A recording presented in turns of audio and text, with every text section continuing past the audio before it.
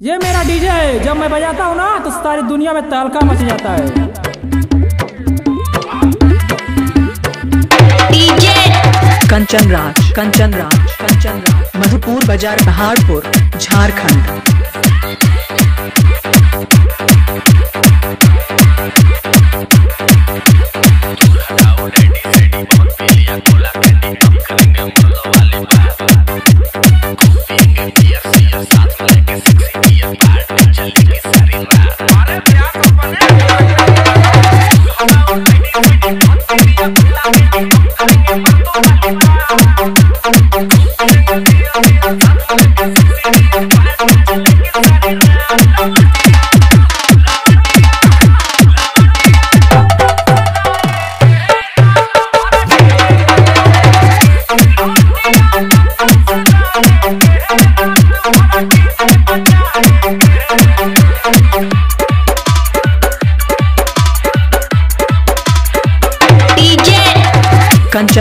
कंचन राज, मधुपुर बाजार, पहाड़पुर, झारखंड।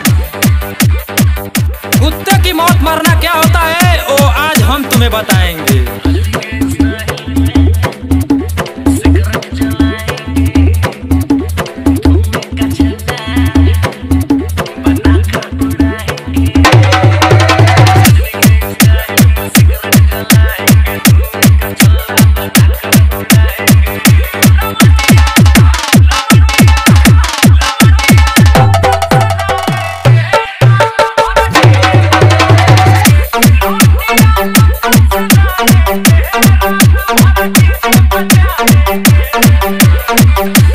डीजे उमेश बाबू, hi tech, Madhupur, Jharkhand.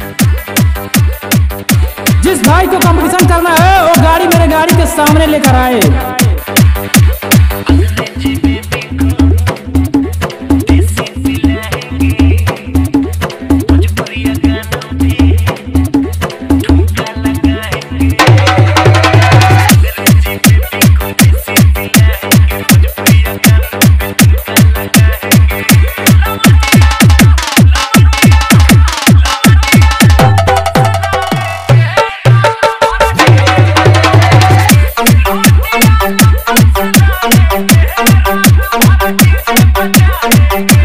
www.dj.com Paharpur mixing.